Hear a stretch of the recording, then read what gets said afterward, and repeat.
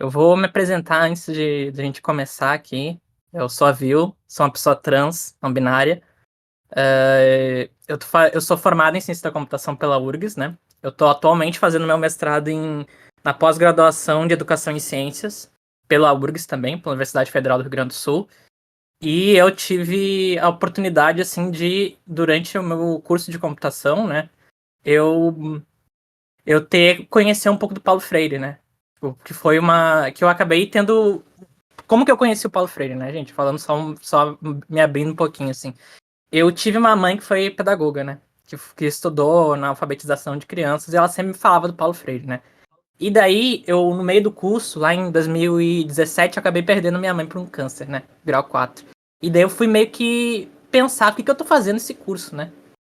E daí eu comecei a ver a importância da educação e quanto faltava nesse curso, né? E como que eu notava que muita gente evadia do curso, que muita gente reprovava. Tanto é que o meu TCC eu falei sobre a reprovação no curso, né? Porque assim, é absurdo quanto gente reprova, é absurdo a diferença de níveis técnicos e de quem tira notas sempre altas e de quem reprova.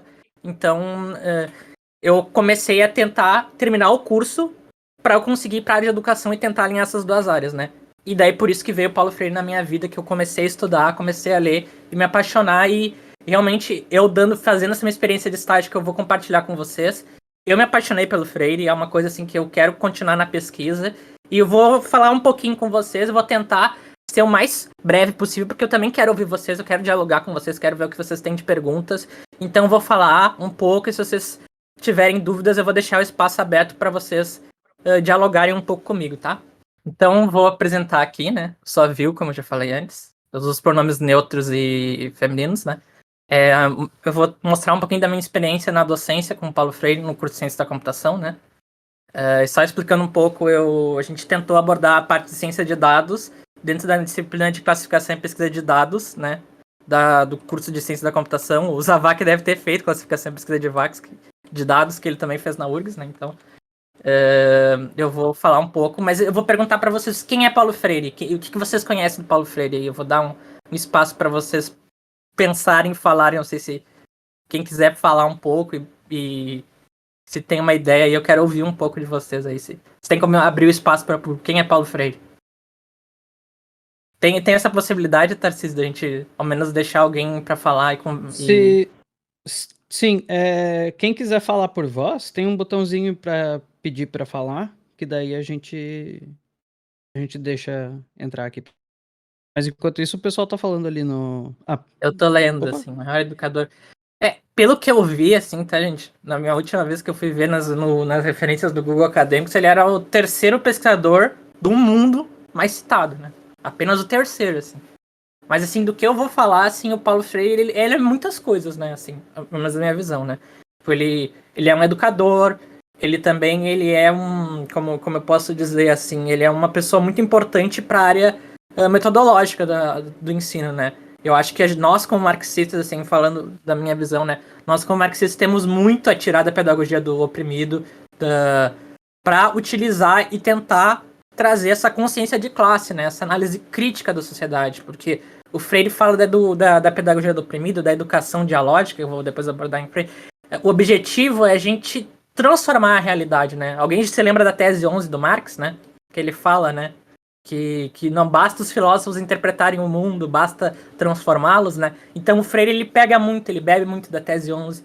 E se quem for ler a Pedagogia do Oprimido, vai ver que tem, eu acho que se eu não me engano, da última vez que eu li, eu peguei 3 referências a Mao Zedong, uma Che Guevara, uma Fidel, 3 ou 4 a Marx. Então o Freire, ele tem um referencial bibliográfico bem pautado, assim, marxistas. Ele não é um marxista, tá, gente? Assim, tipo, de coisa, mas a gente tem muito que tirar dele, assim, para poder utilizar, né? Uma pessoa pediu para falar, posso chamar? Pode. Alô? Opa, pode falar, Camara. Opa, pode falar. O que é Paulo Freire para você? Quem é o Paulo Freire, na sua opinião? Primeiro de tudo, boa tarde a todo mundo. Obrigado aí pela mãozinha. Agradecer ao pessoal que está organizando, agradecer a Vil aí que organizou essa fala. Para responder essa questão. Eu conheci o Paulo Freire quando eu estava na licenciatura em Geografia, foi uma mudança crucial na minha vida, né? Foi o primeiro autor que eu comecei a ler, que ele dizia aluno, educandos e educandas, né? Ele tinha uma atenção para não falar só no masculino, né? Mas eu queria dizer, eu queria antes de tudo já agradecer de antemão a Vil, porque eu quando vi o título da oficina, eu falei, nossa, poxa, não estou entendendo a proposta. Mas o início da sua fala para mim foi maravilhoso para entender por que é importante a gente ver esse Paulo Freire agora, que nós temos um curso que tem um apelo popular grande por causa de questão de mercado, por questão de empregabilidade, por questão de ensino, e que tem altas taxas de reprovação, né? E que devido a essa camada popular que busca essa formação, por vezes esse curso realmente não vai saber, talvez às vezes não vai saber dialogar e manter essas pessoas. Então, eu queria dizer que o início da sua fala já foi muito interessante, muito obrigado por ela, e que isso já ganhou meu interesse.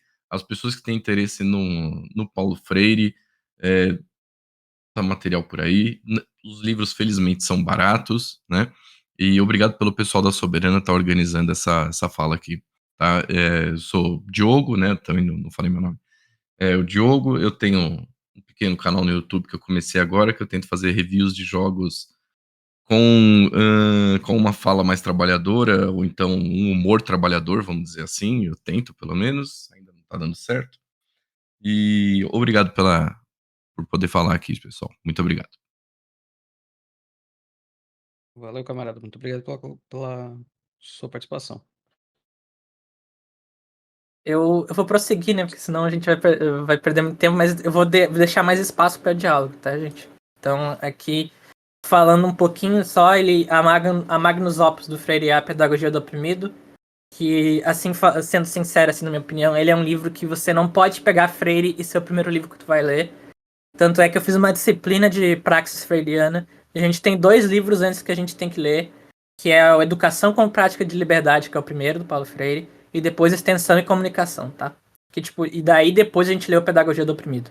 Que ele forma uma base assim, metodológica para tu entender o Pedagogia do Oprimido.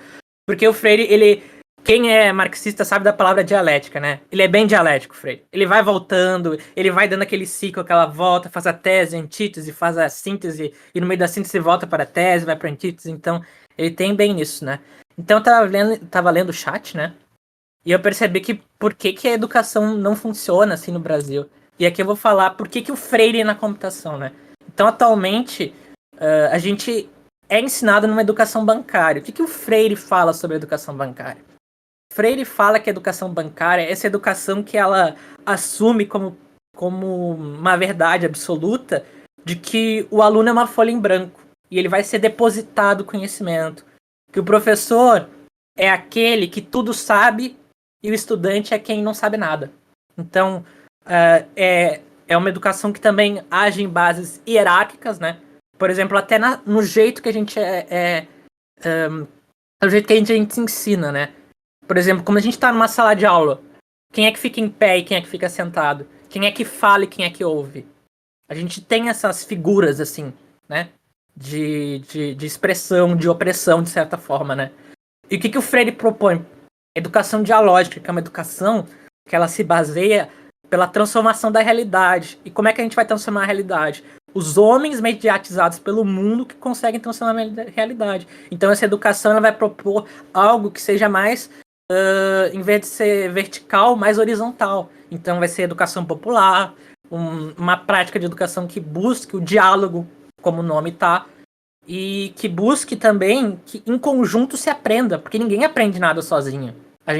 Quando a gente vai estudar algo sozinho, a gente aprende porque alguém produziu aquele conteúdo. A gente não está aprendendo, ninguém aprende nada do nada. O ser humano é um ser social, né? Então a gente precisa do outro para aprender, e no outro que a gente se reconhece, como fala o Hegel, né? Então a gente tem muito disso, né? Então o Freire ele propõe essa alternativa, essa educação bancária, que é a educação hegemônica no capitalismo, que a gente, desde as escolas é assim, que também é opressora para os bases da educação bancária, de que, tipo, muita gente vai reprovar, muita gente não vai se adaptar a esse jeito de ensinar, porque ela não é feita para todo mundo, ela não busca entender o outro, né? Ela busca impor ao outro, né? Tem essa imposição. Então a gente busca tentar transformar essa realidade em algo diferente, que é o que a educação dialógica busca fazer, né? Então, falando por que a gente está colocando aqui, só falando um pouco de ciência de dados, né? Então, eu estou usando aqui um referencial do livro do Fernando Amaral, que ele vai mostrar mais ou menos o que é ciência de dados, assim. Como é que é o ciclo de vida do dado, né? Que o dado passa pela produção, pelo armazenamento, pela transformação, pela análise e pelo descarte, né? E a ciência de dados, ela não é só a parte de visualização. Produzir um dado também está dentro, armazenar o dado também está dentro, um armazenamento analítico também está dentro dele, analisar os dados, tudo isso engloba o que é ciência de dados, né? E como a disciplina de classificação e pesquisa de dados da URGS se envolve muito em como, só explicando um pouquinho a disciplina para vocês, é uma disciplina que a gente vê de forma assim, você tem que estruturar os dados em estrutura de dados, como árvores patrícias, árvores rubro-negras, aquela coisa que a gente vê em estrutura de dados, tentar armazenar os dados para fazer buscas por ordem, por algoritmos de sorting, por vários tipos de coisas. E eu achei que nessa disciplina seria essencial a gente mostrar um pouco dessa área. Também porque a gente tem o Big Data, né? Que é uma coisa assim que está envolvendo e tem muito aspecto, né? Que eu não cheguei a comentar muito porque eu não tive muito espaço dentro do curso da gente ter uma análise mais crítica, mas eu falei, por que tem interesse no Big Data? Porque tem o interesse do sistema regente capitalista de explorar isso e transformar numa máquina de lucrar dinheiro, né? Então, eu também falei das características do Big Data, enfim, e falei que, tipo, essa área tá em crescente justamente isso porque ela é muito lucrativa, né?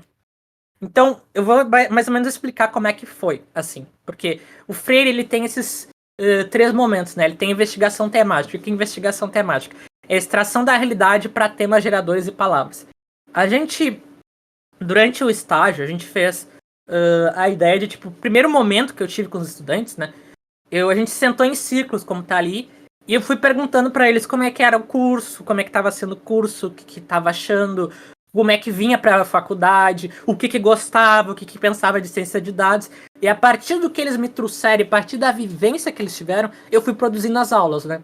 Então, tipo, nesse primeiro momento foi essa escuta dessa vivência desses estudantes e conhecendo eles um pouquinho. Não foi todo mundo que veio porque estava um dia chuvoso, então, tanto é que vocês, quando forem ver ali os resultados da análise do questionário que eu fiz, nem todo mundo pôde comparecer, mas eu consegui entender um pouco a realidade e daí sim eu produzi um conteúdo, né? De aulas, né? Então, nesse segundo momento tem a parte da codificação e descodificação, né? E no processo freiriano do itinerário Paulo Freire, é um processo de problematização dos temas geradores e contextualizados em uma análise crítica, né? Então, como é que eu fiz? Eu produzi as aulas a partir dos interesses dos estudantes e esse conteúdo programático ele foi baseado nos gostos e nas vivências de cada um, né? Então, por exemplo, nessa parte que eu estou mostrando, o trabalho final deles era eles fazerem várias partes, vários processos em classificação e pesquisa de dados, como ordenar dados em ordem inversa, em pegar uma informação e saber onde é que está dentro do dado, saber armazenar em estruturas binárias. E daí também teve inserir essa parte de dados, e daí também foi um espaço que eu também tive a oportunidade de também ter uma parte expositiva, mas dialógica, né? Perguntar para eles o que é dados, o que é ciências, questionar eles e também a gente conversar um pouco, mesmo que dentro do regimento da URGS, né? Que é algo bem difícil de fazer, porque a gente já está inserido nesse sistema bancário e da educação bancária, mas eu consegui numa aula no disciplina que para mim foi muito valiosa. Eu passei a aula inteira sentando e conversando com os estudantes. Qual é o teu problema, o que tá dando no código, enfim, de tentar dialogar com eles, entender por que eles não estavam conseguindo fazer, o que eles estavam, e tentar entender, né? Porque eu não estava em nenhum momento tentando impor algo, né? Eu estava tentando mostrar alternativas e sentar e conversar e dialogar, porque falta muito disso, né? A gente parte desse processo que o professor, ele tá lá em cima, naquele palco, né? E ele não tá junto com o estudante do lado, né? Então, eu achei muito importante esse estágio. E daí teve esse terceiro momento que foi desvelamento crítico, né? Que eu, para tentar meio que simular isso, eu quis fazer um questionário tentando perguntar para eles o que era ciência de dados para eles antes e o que era para eles depois, e também perguntar para eles a respeito de como que eles se sentiram a respeito da experiência do curso, da disciplina, como é que se eu dei uma aula muito boa. Então, é meio que dialético, assim, a gente teve essa tese, essa antítese, essa síntese, ficando dando esse ciclo, né? Como a gente marxista adora de falar de dialética, tá aí, pra vocês é meio que isso, assim, o processo do desenvolvimento crítico é dialética, tá? E daí a gente teve de resultados mais ou menos isso, a maioria foi bem positiva, tá? De achar que, tipo, o conteúdo foi legal, a gente, ó, por exemplo, aí na 10, teve muita gente que, a maioria, todos conseguiram ver a relação da disciplina que a gente estava ministrando com a área de ciência de dados, então conseguiu algo bem bastante, ó, a gente viu que também a gente tem, a da aula prática ali foi mais, que, tipo, a gente tá meio, dá para perceber que os estudantes ainda estão acostumados com o modo expositivo e esperam do professor, da professora, de professores, que seja algo mais assim. Então, a gente notou que tem um pouco de relutância ali, como dá para ver nos dados, né? E eu consegui produzir essa escala Likert, então, que aí vocês conseguem ver certinho, ó. A maioria achou que o diálogo era esclarecedor e muita gente achou neutro, assim. A gente só falando um pouco, a gente teve 10 estudantes nessa disciplina e apenas 7 responderam, né? 3 se ausentaram da resposta. E só um grupo, eu acho que era 5 grupos, só um grupo não conseguiu fazer a parte de dados, né? Todos os outros conseguiram fazer.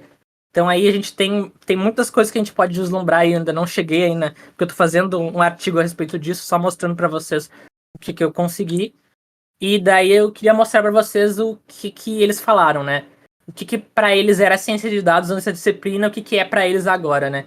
Então, por exemplo, teve um estudante que falou que ele tinha uma noção de que a ciência de dados era algo relacionado aos dados que a gente coletava, mas sem ter noção de como poderiam usá-los. E com a disciplina, ser algo com mais utilidade que podemos aplicar em diversas áreas, podendo ser feita a coleta de uma área que temos interesse em estudar e fazer várias análises. Então, tipo, conseguiu inserir dentro do que ele gosta e o que da experiência pessoal de cada um, né? Então, outra pessoa falou, antes da disciplina eu tinha noção vaga sobre a ciência de dados. Agora sinto que, com um conhecimento mais aprofundado, tanto teórico como prático, entendi que ciência de dados não é apenas extrair informações de algo, mas raciocínio do porquê que era obter dados sobre algo, e quais dados são verdadeiramente importantes para uma análise, tem muito a ver com planejamento também. E outra pessoa disse que para essa pessoa, antes era agrupamento dos dados, tanto de forma qualitativa e quantitativa, de classificação e análise deles, e podendo criar visualizações e tirar conclusão deles. A experiência na cadeira reforçou sua percepção, né?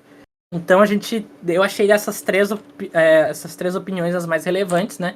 E aqui eu quero que vocês falem um pouco do que vocês entenderam, do que vocês não entenderam do que eu falei agora. Então é mais um espaço para vocês agora, pra gente conversar.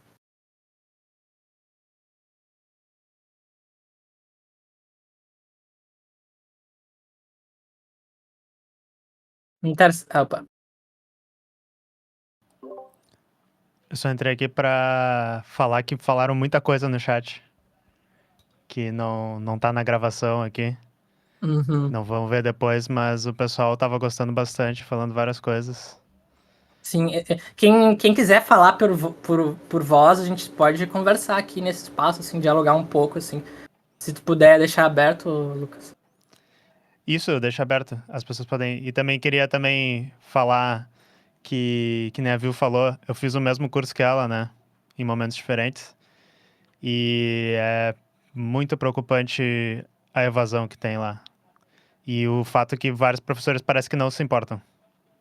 Né? Sim. Que nem o próprio André, que falou aí que ele teve professores na faculdade dele, que é outra, que ficavam felizes de ser muito reprovadores. Né? Eu tive alguns, poucos, por sorte. Mas isso é absurdo. Tu teve com aquele... A gente também teve casos muito horríveis, assim. Eu não sei se tu teve algo com aquele professor Nossa. que dava a teoria da computação. Sim, eu não vou nem citar o nome, porque A gente nem citou o nome, mas esse professor, gente, ele era um professor, assim, que ele era extremamente, assim... Ele não servia, assim, para ser um educador, uma pessoa que trabalhe com amorosidade, né? Que o Freire também fala em amorosidade. Porque ele era um professor que teve várias denúncias de homofobia, racismo, e ele se gabava dos processos que ele recebia pela universidade. Eu cheguei uma vez na sala desse professor, e ele chegou, podem me processar, que tem essa pilha toda que não deu certo, sabe? Então, a gente Teve também outro professor que eu não vou citar nomes também, que era da parte de organização de computadores. Ele falou uma vez em aula que o computador, antigamente, muitas mulheres faziam porque parecia um varal. Então, a gente também tem muito machismo envolvido, então é muito difícil, assim, lidar com os professores da computação. E eu justamente estou querendo ir para essa área, estou querendo virar professora universitária para tentar trazer essa voz do Freire, trazer essa mudança no ensino, né? Porque a gente também tem muita reprovação no curso. Eu fiz a minha pesquisa no meu TCC, foi sobre reprovação. Quase 2/3 dos estudantes reprovam no curso, ao menos uma vez. A gente teve 95%, uma taxa de confiabilidade de 95%, com taxa de erro de 7. Então pode ser tanto 7 para mais quanto 7 para menos. Então o número pode variar bastante, né? Então, e a evasão também é muito alta, como o Lucas falou, camarada. Teve semestre, por exemplo, tem um artigo do Dante Baroni, do estudante dele, agora se não me engano, Francisco, que ele fala que teve semestre que teve 70% de evasão. Então, de cada 10 estudantes, só 3 continuavam no curso. Então, é muito preocupante. E eu tive, assim, ó, eu vou falando da minha experiência pessoal agora, uma experiência pessoal. Eu não estaria aqui formado e falando com vocês, fazendo mestrado, se não fosse por estudantes que vieram de baixa renda, estudantes cotistas, que eles me ajudaram, assim, ó, horrores durante o curso, assim, de a gente conversar, dialogava e trocava ideia. E muita dessa gente não tá mais no curso. Eu tenho tantos conhecidos, assim, de baixa renda que ficaram parados por causa de cálculo. Teve gente que trocou pro Instituto Federal. Teve gente que foi para outros cursos. Então é muito triste, assim, porque é um funil, né, Lucas? Eles gostam que a educação seja afunilada na computação, e daí tem professores que dizem, até um coordenador do curso falou, a gente está querendo formar os melhores profissionais. Mas que melhores profissionais são esses? Sabe? De que, tipo, ficam depressivos, que tem casos de ansiedade. Tem gente que... Gente, é sério. Casos de suicídio na computação, eu não sei se o Lucas já ouviu falar, mas eu já perdi 2 a 3 colegas que eu conheço, sabe? Então... Se divulga muito pouco isso, né? Se divulga muito pouco, então a gente tem essa... Isso aí, eu quero ver o que vocês têm a falar, como é que foi na faculdade de vocês, se vocês fazem computação, se vocês também notam esse tipo de educação, assim, tanto em outras áreas, porque a gente está englobado nesse sistema da educação bancária. Eu queria ouvir de vocês o que vocês têm para falar, o que vocês gostaram desse espaço da palestra, o que vocês não gostaram. Então, tô deixando o espaço aberto aqui para vocês. Deixa eu ver, mostrar pedidos. E eu chamei uma pessoa que pediu aqui para falar, mas eu vou ler também um que colocou no chat. Falou aqui, ó, sou ex-aluno da CCO na UFSC. Saí após reprovar diversas vezes em organização de computadores. Minha gota d'água foi redes de computadores 1. Tenho muita dificuldade em aprender de forma autodidata. Recebi muita ajuda de diversos colegas, mas não consegui seguir adiante no curso devido a problemas de saúde relacionados ao estresse e ansiedade. Eu também passei por isso, tá, gente? Eu me abrindo aqui com vocês, eu há pouco tempo descobri que eu tenho transtorno de personalidade, né? Eu tomo medicação para regulador de humor, antidepressivo e ansiolítico, né? Então, e muita gente, e até na pós, eu tô agora na pós da Humanas, e é absurdo, assim, que tem também pessoas que não têm empatia com os colegas, né? Porque a gente tem muitos, no meu PPG, né, na pós-graduação, eu tenho muitos colegas que são professores e que dão aula, que têm filhos. E a demanda do curso não é compatível com muitas dessas pessoas. Então essas pessoas, às vezes, a gente tem que participar de 30 seminários. E daí são em horários variados. Às vezes é às 9, às vezes amanhã eu tenho umas 14 pra assistir, graças a Deus que dá pra assistir online. Mas, gente, tem gente que trabalha, tem gente que tem filho, e fica muito difícil para as pessoas conseguirem os pré-requisitos, assim, que às vezes são absurdos e não compatíveis com a realidade brasileira, né? De vários colegas. Acho que vamos ordenar as pessoas que subiram aqui. O camarada Pode falar, Graciano subiu primeiro, depois Panda e depois Sony. E eu também só vou contemplar várias falas do chat, que são pessoas descrevendo quantidades enormes de pessoas que não acabaram o curso, que foi a situação comigo, e eu imagino que com a maioria das pessoas que fizeram um curso desse estilo. Então, Graciano, pode falar. Olá, estão me ouvindo bem? Sim. Vou acabar falando um relato aqui que é o que algumas pessoas do chat estão falando, que é... hoje eu dei muita sorte, eu tô trabalhando numa empresa, paga bem e tal, mas dentro da área de programação, eu estava na UF, em matemática computacional. Consegui mudar para a UFRJ para fazer ciência da computação de fato, que matemática computacional é um curso meio esquisito e difícil de conseguir emprego, né? Que as pessoas não entendem nem no que você é formado. E na UFRJ, no Rio de Janeiro, tem uma questão ali de você ter uma comissão de estágio que aprova ou não se você vai entrar no estágio. E aí é uma coisa curiosa que, assim, eles dizem que é pelo projeto pedagógico para poder proteger, assim, a gente que só explora o estagiário e tal. E aí tem um certo... já tô vendo ali gente falando que é ridículo. Acho que já devem ter entendido o que aconteceu, né? E aí, como eu entrei de uma outra faculdade, fui fazendo transferência de disciplinas e tal,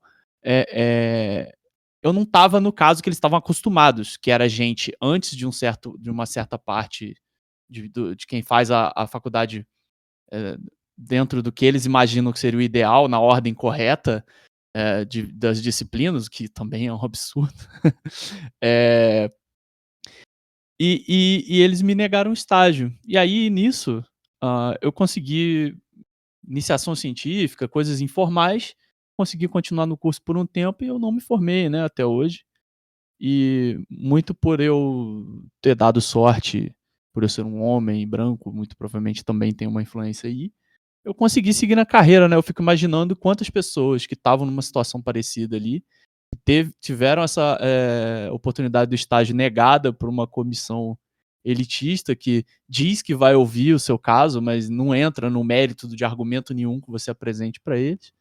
E aí é isso, né? Eu cheguei a ouvir de um professor que aluno meu não trabalha. Imagino que as próximas aí devem ter relatos parecidos ou até piores. Né? Muito obrigado. Muito obrigado pela contribuição, camarada. Anda, podes falar.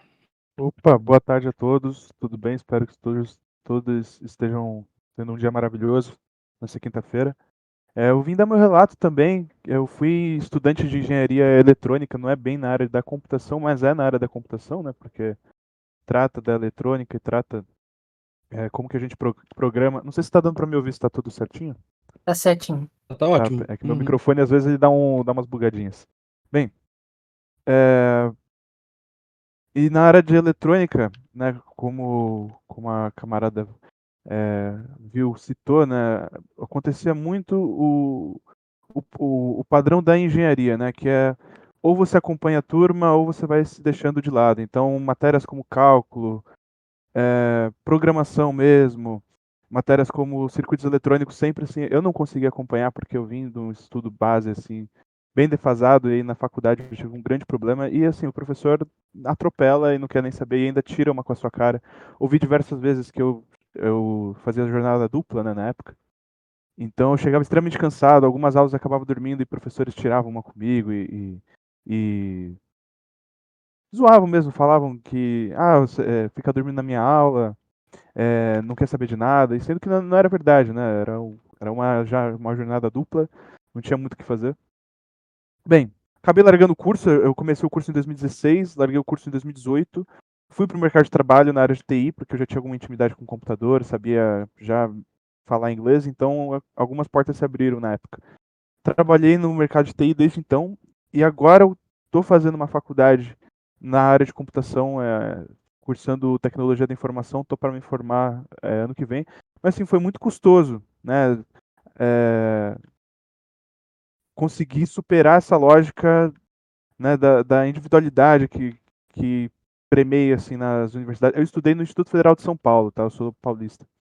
E agora eu estou me formando na Universidade Estadual Virtual do Estado de São Paulo, que é uma universidade EAD que o Estado criou. É uma formação bem rasa, assim, eu tenho plena consciência disso, mas eu tenho também consciência que, uma vez com o diploma em mãos, eu consigo pleitear uma nova, outras oportunidades, né, no mercado.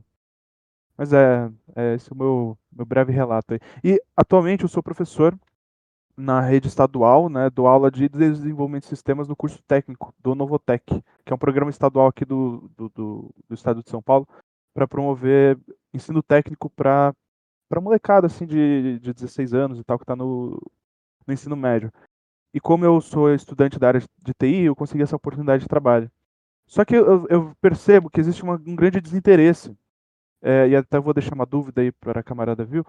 Como que a gente traz esse ensino informacional para uma juventude que tem pouco acesso informacional, ou seja, eles podem até ter um celular, pode até ter um acesso à internet, mas eles não conseguem utilizar aquilo da mesma forma como a gente vê o computador, né, como uma ferramenta de trabalho, como uma ferramenta de pesquisa, uma ferramenta de estudo, né? Para eles é um breve entretenimento ali, uma forma de se comunicar, de interagir socialmente, né? E como que eu posso incorporar isso para esse ensino de computação? Eu noto que é um grande desafio, né, camarada? Eu para fazer esse meu segundo artigo que eu tô fazendo, eu fiz uma revisão sistemática na educação e saúde, né?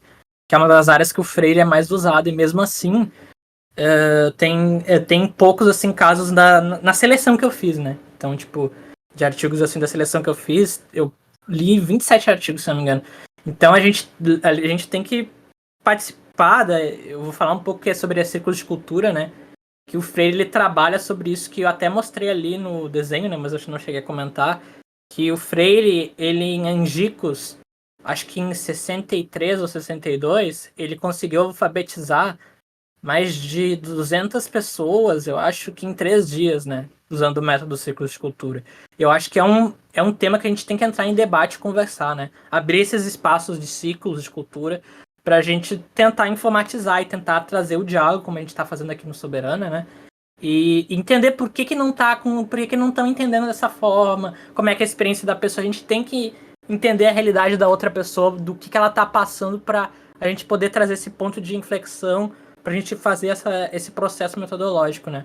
Então, eu acho que justamente tem que abrir espaços para a gente discutir tanto ciclos de cultura virtuais, que já tem exemplos na literatura sobre, e quanto presencial, né? A gente tem que ir e descobrir, a gente tem que investigar pra gente saber o problema, né? Então, a gente não tem como saber algo sem investigar. Então, acho que esse é o primeiro passo, gente. A gente tem que pesquisar a respeito, ter mais pesquisas a respeito sobre isso e entender a população, porque que não tá acontecendo essa conexão com o fato, né? De que, tipo, por exemplo, o celular, ela também pode ser uma ferramenta para ensino, né? Pode aprender, a gente tem tanto de aprendizagem de línguas, enfim, tem de programação, mas às vezes acaba sendo usado como uma ferramenta só para jogos, ou só para assistir filmes, enfim. Entender por que está sendo dessa forma. Eu acho que usando assim o itinerário do Paulo Freire e os círculos de cultura como uma metodologia, acho que é um desafio que a gente tem à frente, sabe? Muito obrigado, viu? De nada. Obrigado também pela contribuição, camarada. Opa, sou eu? Isso, pode falar. Ah, tá. Boa tarde, gente. Eu sou o Vênus. Foi muito interessante o assunto que vocês entraram, mas antes de tudo, eu queria agradecer também a disposição de todo mundo que está aqui produzindo esse evento. Eu tenho bastante curiosidade assim, na área de TI, programação. Muito por causa de quando eu era pequeno, eu gostava muito de jogos, e aí eu tenho vontade de alguma coisa nesse sentido, fazer alguma coisa nesse sentido. E aí, eu não necessariamente também sou da área, eu nunca fui da área, na real. Só tenho essa curiosidade, mas venho de uma tentativa de formação em museologia, que aconteceu uma coisa muito parecida com relação a evasão, né, do que vocês estão falando. Eu saí da minha faculdade porque realmente ela não contemplava a minha realidade, né? Eu precisei trabalhar, estava tendo questões pessoais, assim, foi uma virada de vida, aconteceu uma virada de vida na minha vida, e eu não consegui lidar com a demanda que eles exigiam, né? E, enfim, eu tenho esse medo agora, e por conta disso, eu até tenho um medo atualmente de ingressar em qualquer coisa que seja mais longa, né? Que requeira um processo de formação longo, porque realmente tenho uma vida muito frágil, assim, eu não tenho garantia de muita coisa, sabe? e qualquer coisa que possa acontecer vai acabar complicando esse meu processo de informação.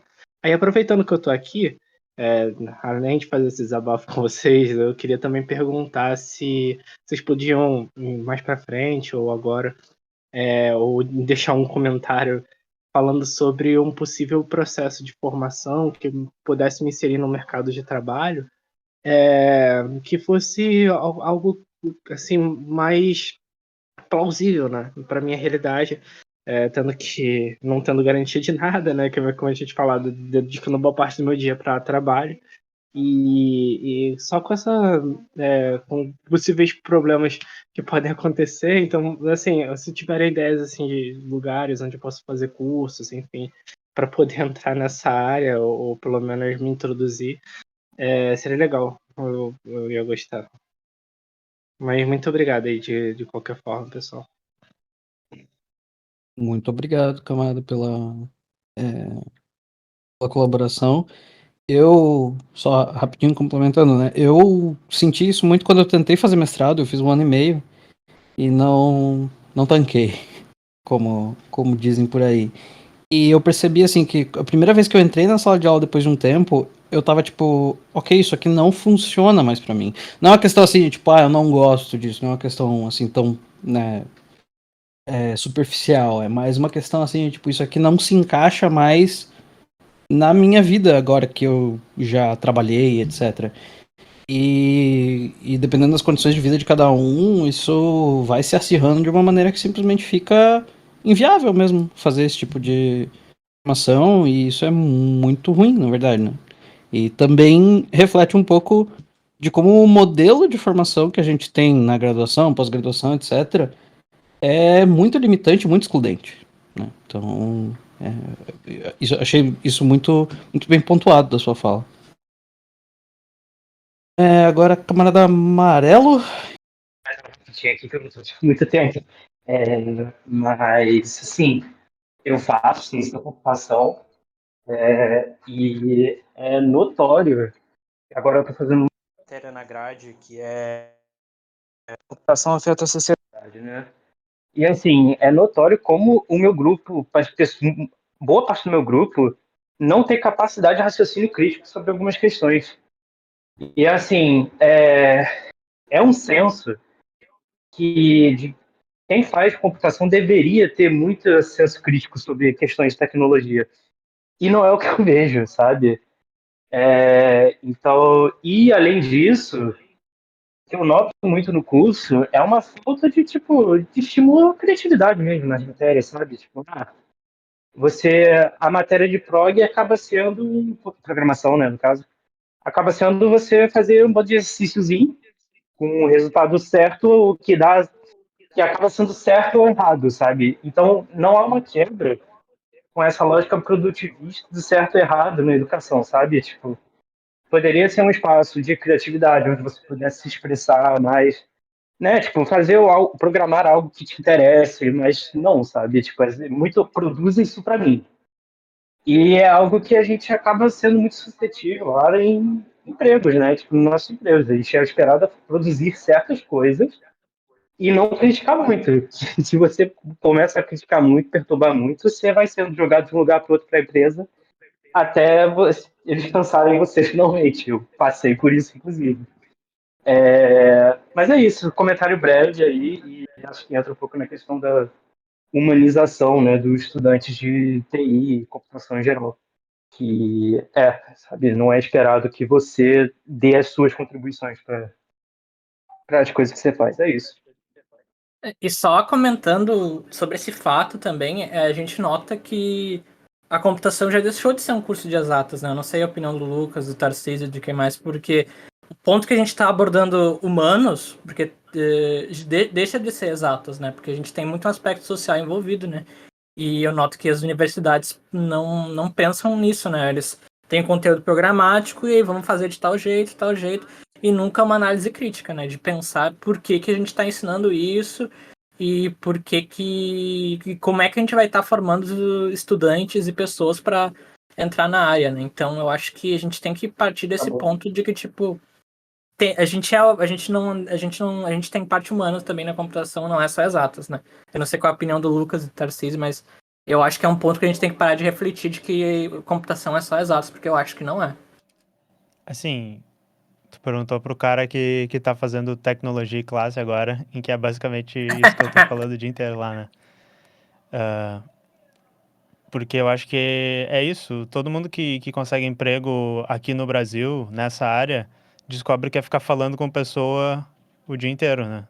Pelo menos, sei lá, se tu quer ser um bom profissional, tu tem que ter essas relações, tu tem que entender as pessoas, tu tem que falar com o proverbial cliente, relação com tua equipe, com o teu chefe, com se tu estiver liderando as pessoas também. Então, sim, e várias pessoas, por exemplo, nos comentários lá da Tecnologia e Classe, quando eu começo a falar umas coisas assim, falam que aproveitaram muito mal as cadeiras na faculdade que falavam sobre isso, e que as cadeiras não são muito boas também no caso da URGS, as cadeiras são poucas e às vezes não muito bem aproveitadas, sabe?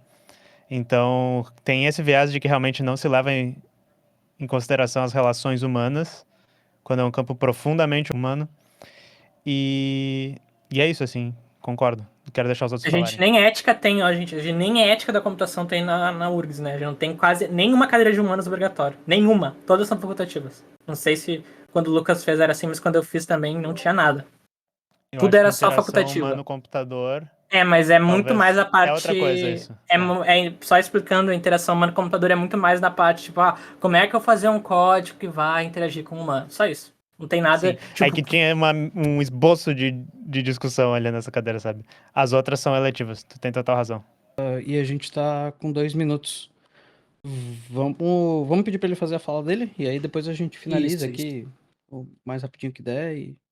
Vixe Maria, vamos tentar fazer um speedrun aqui então, rapidão. Eu sou Alexandre, eu faço engenharia de computação na UTF-PR de Toledo. E no momento a gente tem exatamente uns problemas muito similares, principalmente com base na formação ética dos estudantes. Que na última semana a gente teve a nossa semana acadêmica aqui, a gente organizou tudo, ficou bem legal.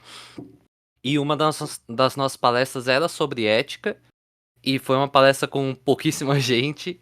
E então eu gostaria de falar assim que a gente tá muito junto, sabe? Principalmente a gente da UTF, que a nossa faculdade tem uma parte esquisita, que a gente é a maioria esmagadora cursos superiores e técnicos de exatas e naturais. Tem poucas humanas e as poucas são nos campos maiores, tal.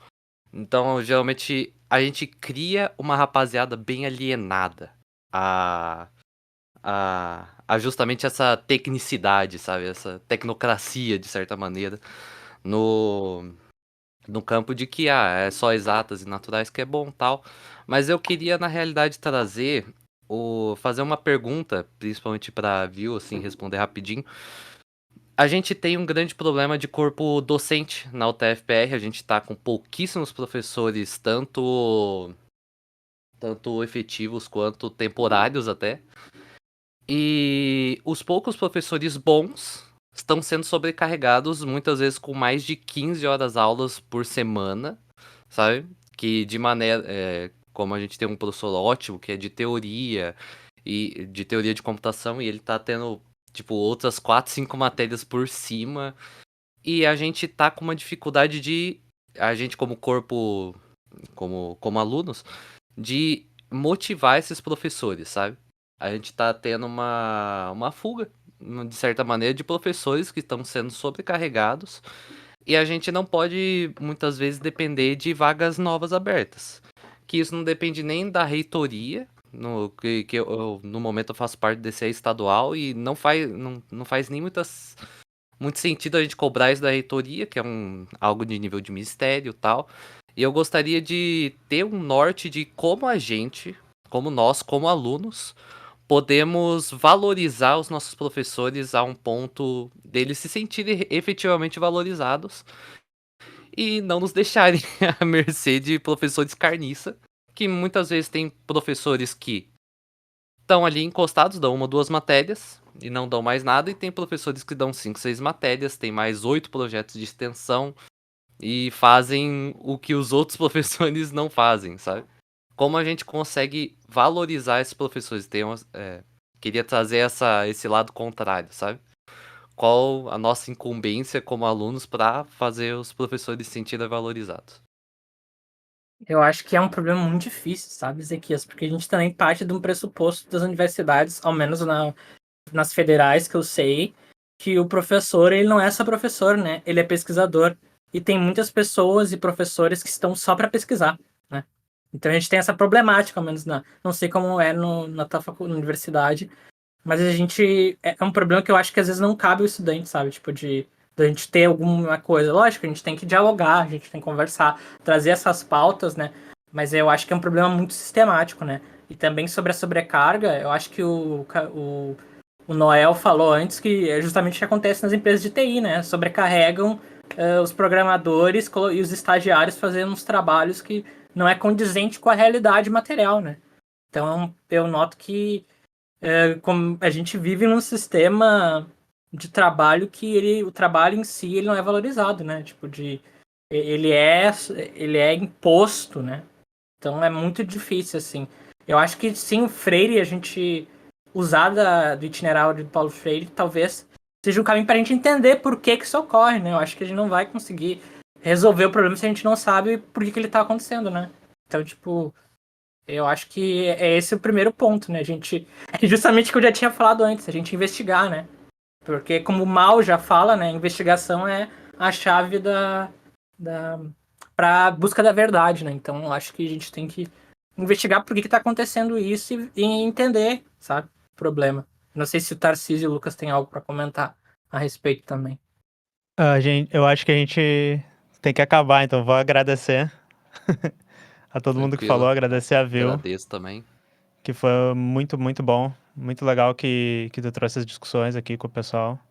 Acho que todo mundo gostou bastante. Aqui tá as referências, tá, gente? Tem algumas Deixa referências eu aqui mostrar na bibliográficas que gravação. eu utilizei na gravação. E é isso.